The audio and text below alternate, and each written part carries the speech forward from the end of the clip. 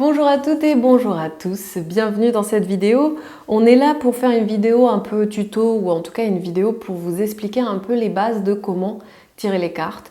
Donc ça va vraiment être le déroulé assez simple de comment je tire les cartes concrètement au début, comment j'y vais quoi. Ça va être le même déroulé que je donne à mes élèves en cours particulier, donc j'espère que ça répondra à vos questions, mais normalement ça devrait. N'hésitez pas à me mettre des commentaires si vous avez d'autres questions qui vous viennent. Alors, ce que je voulais vous dire aussi, c'est que là, je vais vous montrer pour tirer avec le tarot. J'ai un Rider-Waite-Smith ici. C'est tout à fait un déroulé qui peut se prêter à tirer aussi des oracles. C'est vraiment les bases pour tirer les cartes en général. Donc faites... si ça vous parle plus avec un oracle, faites-le avec un oracle. Si ça vous parle plus avec le tarot, faites avec le tarot. Donc, ce qu'on va faire, c'est que déjà dans un premier temps, on va s'intéresser à notre espace. Donc moi, déjà, je trouve que chacun fait un peu comme il veut en termes d'espace et comme il le sent, mais la chose sur laquelle je ne ferai pas l'impasse, c'est la bougie. Je trouve que tirer sans bougie, c'est pas trop recommandé. Après, à vous de voir si vous trouvez ça vraiment superflu. Moi, en tout cas, je trouve que c'est important d'allumer une petite bougie pour nos tirages. Donc, c'est ce que je vais faire. Donc, on allume sa petite bougie déjà. Ensuite, c'est bien d'avoir une surface un peu qui s'y prête. Donc, c'est chouette si on est par exemple sur la table de la cuisine, d'avoir passé un petit coup d'éponge. Si on aime bien mettre un petit truc pour avoir un tapis pour tirer, et ben on le fait. Si on aime bien avoir quelques pierres à côté de nous pour être là, soit pour protéger, soit pour guider l'intuition, etc., on le fait, vous voyez. En tout cas, on se fait notre espace. Et si vous êtes du genre à avoir envie que l'espace y soit vide, justement, vous déplacez un peu les choses qu'il y a autour pour avoir votre espace vide. Donc ça, c'est pour commencer, c'est vraiment le début. Donc on prépare notre espace, on a notre bougie. Ensuite, on va s'intéresser à nous. Donc on va déjà se poser la question de notre position. Moi, je trouve que c'est important. Comme tout dans cette vidéo, ça va être des conseils de ma part. Après, si vous ne les sentez pas, vous les adaptez à votre sauce. Je vous oblige à rien et je ne détiens aucune vérité. Je vous donne juste mes conseils qui fonctionnent pour moi et selon ma façon de tirer. Donc, alors, au niveau de la position du corps, c'est important, selon moi, d'avoir les pieds par terre pour vraiment être ancré. Et parce que être un canal, c'est quand même être ancré et à la fois avoir une ouverture. Donc, c'est ce qu'on cherche. Donc moi je trouve que le mieux c'est d'être sur une chaise, comme ça on peut être le dos droit avec les pieds par terre et on a les bras à hauteur de la table, ça me semble être quand même assez idéal. Donc comme ça je prends un temps dans cette position pour me rassembler. Donc peut-être que je vais faire des respirations un peu amples, je vais essayer que mon mental se calme, soit plus paisible pour pas qu'il vienne parasiter mes ressentis, mes intuitions ou les problématiques qui m'occupent à ce moment-là particulièrement. Donc je vais respirer pour un peu faire descendre le mental et poser vraiment quelque chose plus d'ancré et de calme. Vraiment je visualise en moi pour que j'ai une mer calme, quoi, pas quelque chose d'agité. Donc c'est comme ça, je respire, je fais le vide, je me rassemble, je suis dans une bonne position. Et ah oui, j'en profite aussi pour vous dire que si vous tirez les cartes pour quelqu'un, si c'est pas pour vous que vous êtes en train de les tirer, c'est bien que la personne en face, elle soit elle aussi sur une chaise et qu'elle soit en face de vous et qu'elle ait les pieds par terre et les jambes décroisées. En fait, d'avoir les bras et les jambes décroisées, c'est assez chouette parce que ça va éviter, et pour vous et pour la personne en face, de nouer des énergies et tout va très bien circuler du fait que tout est délié. Et du coup, vous allez mieux réussir à canaliser la personne en face. Donc le mieux, c'est d'être bras et jambes décroisés, pieds par terre. Et comme ça, vous respirez, vous prenez un temps. Ensuite, moi, ce que je préconise, c'est d'avoir une petite phrase, une petite formule, pour certains une petite prière que vous vous dites à vous-même vraiment pour ouvrir la séance, pour comme ouvrir votre canal, pour comme formuler le début de la session de cartes. Donc ça peut être vraiment une phrase toute simple pour ceux qui sont qui ont le moins de croyances spirituelles. Après, si vous avez une religion, ça peut être une petite prière très courte, une phrase qui vous plaît dans votre religion et que vous aimez bien vous dire un peu comme une phrase qui vient sonner une ouverture pour vous. Si vous, par exemple, vous croyez beaucoup au fait d'être accompagné par vos guides, ça peut être une phrase que vous dites à vos guides pour qu'ils soient avec vous pendant le tirage. Si vous préférez vous axer sur votre jeu, ça peut être quelque chose que vous dites à votre tarot avant de commencer. En tout cas, trouvez-vous votre petite phrase qui pour vous formule l'ouverture. Et ce qui est bien, c'est d'accompagner d'un geste. Un geste qui pour vous aussi formule cette ouverture. Ça peut être un geste méga basique, hein. Ça peut être juste d'ouvrir les mains, de les joindre, de toucher vos cartes, et ça peut durer que quelques secondes, mais pour vous ça sonne l'ouverture. En fait, pourquoi on fait ça? C'est parce que comme ça, au fur et à mesure, ça va être enregistré en vous. Et dès que cette phrase retentira en vous, ou que ce geste l'accompagnera, ça vous ouvrira et ça vous mettra dans la disposition pour tirer comme presque un automatisme, vous voyez? Donc c'est pour ça que ça peut aider. Ensuite, on va s'intéresser à mélanger les cartes. Donc il y a beaucoup d'écoles différentes sur mélanger les cartes. Il y a des personnes qui vous diront, et je l'ai beaucoup lu au début quand je commençais à apprendre et que je lisais des livres sur la cartomancie, on disait souvent ne pas battre par exemple. Alors il y a des personnes qui étalent tout sur la table et qui brassent comme ça et qui après regroupent. Il y en a d'autres qui coupent toujours simplement et qui ne battent pas. Moi, j'aime battre. Et donc, faites comme vous voulez. Mais en tout cas, moi, j'aime battre parce que souvent, par exemple, entre deux consultants, j'aime bien qu'il y ait un vrai changement énergétique entre les deux, ou en tout cas que j'ai l'impression que j'ai redisposé les cartes, que je repars sur une autre base, quoi. Donc, j'aime bien battre. Et même, des fois, je sens que mon jeu, il est plus ou moins dispo. Donc, j'aime bien pouvoir battre jusqu'à ce que je sente qu'il est prêt à partir, et je n'ai vraiment pas de tabou à ce niveau-là. Du coup, je suis même capable de battre en faisant des choses qui pour certains seraient peut-être assez atroces, mais comme ceci. Voilà, par exemple, ça j'aime bien le faire pour faire un bon coup de boost quand je sens que c'est un peu, voilà, quand je sens moyennement le truc. Et sinon, juste battre comme ça, c'est pas mal. Mélanger, quoi. Mélanger d'une façon et d'une autre, d'une façon qui vous plaise. Pendant que vous mélangez, vous pensez à la thématique générale de votre tirage. Mettons si c'est un tirage sentimental pour Julie, et je vais être là, Julie, son nom de famille par exemple, elle s'appelle Avis, Julie Avis sentimentale, et je vais être là, Julie Avis sentimentale, Julie Avis sentimentale dans ma tête pendant que je bats. Tiens, j'ai les amoureux alors que je parle de sentimental. Donc Julie Avis sentimentale, comme ça je bats en pensant à ma thématique jusqu'à ce que j'ai l'impression que mes cartes sont assez battues. Ensuite, je vais m'intéresser à chaque question de mon tirage et pas à juste la grande thématique pour sortir carte par carte les cartes qui vont aller à tel ou tel emplacement. Donc du coup, mettons que j'ai battu mes cartes sur Julie sentimentale. Et après je vais regarder mes cartes en me disant par exemple sa situation actuelle. Julie, sa situation actuelle, je me le répète parce que je sais que c'est ça que je cherche. Et là je vais prendre la carte qui attire mon attention, qui m'appelle, voire qui visuellement ressort par rapport aux autres, qui me fait presque un effet optique un peu quoi.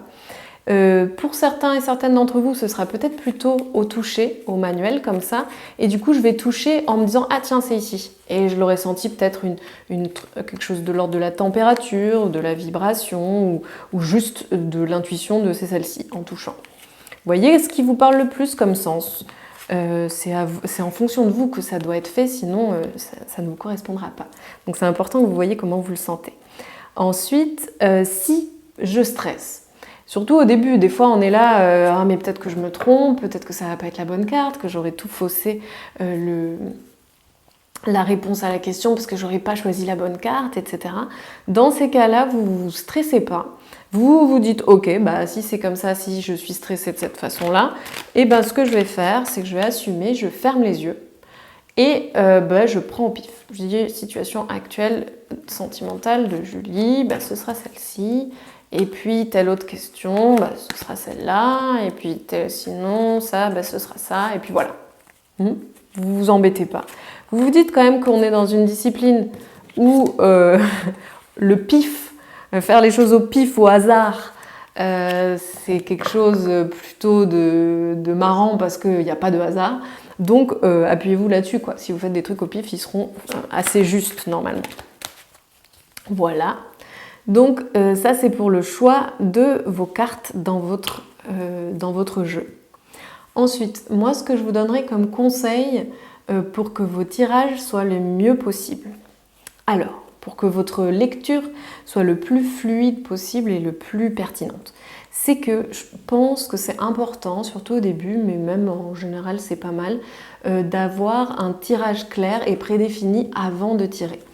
Parce que si je viens de commencer la cartomancie et que je suis comme ça et que je me dis la vie sentimentale de Julie, on veut savoir, en gros elle m'a raconté ses soucis et je me dis je veux l'aider, qu'est-ce que la vie sentimentale de Julie, bah voilà, c'est ces deux-là, ok. Et bon, bah là, elle a une belle vie sentimentale, c'est pas l'exemple le plus... Enfin, c'est pas un exemple qui vous montre que ça peut être difficile à lire, c'est dommage. Mais par exemple, mettons qu'elle en a deux autres, voilà. Et vous allez peut-être vous embrouiller en voulant savoir qu'est-ce que c'est que sa vie sentimentale parce que vous ne savez pas trop si telle carte est à prendre dans le positif, si telle carte est à prendre dans le négatif, enfin vous voyez, ça peut paraître flou, quoi. Surtout, je vais vous montrer si par exemple on a voilà ça et ça. Bon, c'est lisible, mais déjà un peu moins tout noir, tout blanc. Et du coup, juste pour que je comprenne un peu mieux de quoi il est question et que je puisse mieux cerner mes cartes et savoir si elles se présentent dans leur versant positif ou dans leur versant plutôt négatif, ou quelle facette de la carte me parle le plus dans cette situation précise, etc. Ça va être plus simple qu'elles viennent répondre à un truc précis. Par exemple, si on se demandait la vie sentimentale de Julie parce que, mettons, elle a des problèmes avec son couple, on peut avoir des réponses plus pertinentes, peut-être en disant Julie et Damien, donc mettons que son copain soit Damien, Julie et Damien, leur relation, les avantages, les inconvénients et mettons le conseil. Vous voyez ? Et du coup là, je vais savoir que je vais lire plutôt les pendants positifs de cette carte puisque c'est les avantages. Ici plutôt les pendants négatifs de la carte puisqu'il s'agit des inconvénients. Et ici, je vais plus le lire en termes de conseils, donc de qu'est-ce que Julie devrait faire. Vous voyez ? Donc ça va un peu m'aider. Que si j'ai des cartes comme ça qui répondent à tout et rien en même temps, ça va être un peu flou pour moi pour savoir quelle est ma réponse.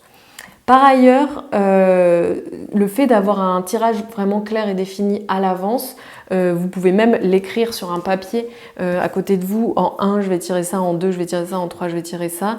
Comme ça, pendant que vous battez et quand vous choisissez vos cartes, à la fois c'est très clair de quelle carte répond à quoi, à la fois vous c'est très clair les emplacements et c'est ce qui va faire aussi la qualité de votre réponse et la précision de votre réponse parce qu'à aucun moment de la chaîne il y a eu de brouillon.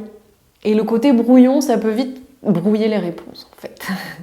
Si vous commencez, s'il y a un moment où pendant que vous tirez, vous dites « Ah merde, c'était quoi en 3 ?» et que vous êtes là un peu flottant, et ben ça peut faire que vous allez choisir une carte en 3 un peu flottante. Alors que si en 3 vous saviez que c'était ça et que vous étiez concentré et que vous saviez que vous alliez tirer tel truc, et ben du coup ça fait que c'est très clair quelle carte vous avez choisi pour quel emplacement et votre réponse sera plus claire. Par ailleurs, c'est pas mal d'utiliser, comme je vous disais, des tirages qui vont nous décortiquer la problématique. Et c'est ça qui va faire qu'on va le mieux avoir une idée de comment on répond à la question de façon globale. Je vais vous donner un exemple de tirage qui est pas mal dans ce sens-là, qui est très simple, assez basique, qui peut répondre à beaucoup de questions différentes. Et comme ça, vous allez voir de quoi je veux parler. Donc c'est un tirage en croix. Il y en a plein des tirages en croix, donc mettons que c'est un des tirages en croix et un assez simple. Donc ce tirage, ça va être... Mettons, on est sur Julie et sa vie sentimentale actuellement. En 1, je tire la situation actuelle de Julie sentimentalement. Voilà, ça va nous décrire un peu actuellement la vie sentimentale de Julie. Si j'avais fait un tirage sur la vie professionnelle de Julie, ce serait sur sa situation professionnelle actuelle. Si on voulait faire un tirage qui n'est pas de domaine prédéfini, mais qui soit juste sur Julie en ce moment, on aurait eu Julie, sa situation actuelle en ce moment. Ensuite, on va avoir en 2 la tâche, c'est-à-dire qu'est-ce qu'il faudrait faire aujourd'hui pour que tout aille au mieux, pour être dans la bonne direction, pour être à l'endroit juste, pour que les situations se déverrouillent, etc. Ensuite, qu'est-ce qui me dessert qu'est-ce qui dessert Julie en ce moment et qu'est-ce qui l'aide. Et ensuite, qu'est-ce que c'est que son objectif? Voilà.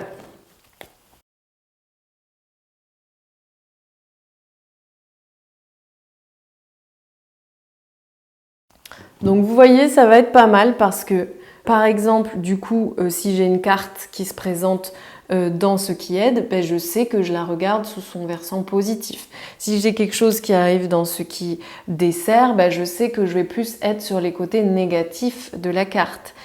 Si j'ai une carte qui sort dans la situation actuelle, je sais que c'est plus une carte qui décrit, qui est sur son côté descriptif de la situation. Et selon ce que j'ai dans l'objectif, pareil.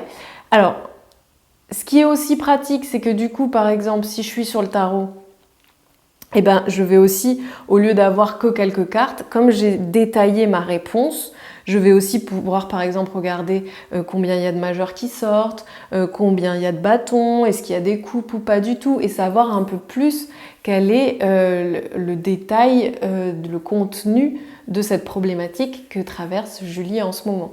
En fait, plus j'ai décortiqué mon problème, plus je suis sûre que ma réponse est juste et pertinente, surtout quand je commence la cartomancie, parce que c'est comme si j'avais bien articulé les cartes entre elles d'une façon où je sais exactement de quoi je parle. Et ça va vraiment vous aider à avoir des réponses plus pertinentes. La différence entre la tâche et l'objectif, c'est que la tâche, c'est ce que j'ai à bricoler maintenant pour pouvoir poursuivre ma route de la façon la plus bénéfique. Mon objectif, c'est ce que je vise, c'est ce que je regarde, c'est ma destination. C'est pas forcément ce que j'ai à bricoler, c'est ce que j'ai à viser comme cap. Et après, ce que vous pouvez aussi faire comme tirage plus succinct, c'est celui que je vous ai montré juste avant, et qui lui, pour le coup, est aussi très simple, et qui, comme il a un côté assez tranché et facile, c'est je ne sais pas, par exemple, si je dois faire ce stage-là ou pas, je peux demander si je fais ce stage, quels sont les avantages, quels sont les inconvénients, et quel est le conseil que les cartes me donnent aujourd'hui par rapport à ce stage. Donc là, ça va être pareil, plus facile à lire, comme je vous disais tout à l'heure, parce qu'on est sur les côtés positifs, négatifs et sur le conseil. Voilà, du coup, ce que je peux vous dire vraiment pour le b.a.-ba, je voulais essayer que ce soit pas trop long pour vous donner vraiment les toutes bases pour tirer les cartes. J'espère que ça vous a éclairé. Si vous avez des questions et qu'il y a des choses que vous n'avez pas comprises, etc., n'hésitez pas à me les poser en commentaire. Abonnez-vous si ça vous a plu. Je vous dis à bientôt, je vous souhaite plein de belles choses. Ciao!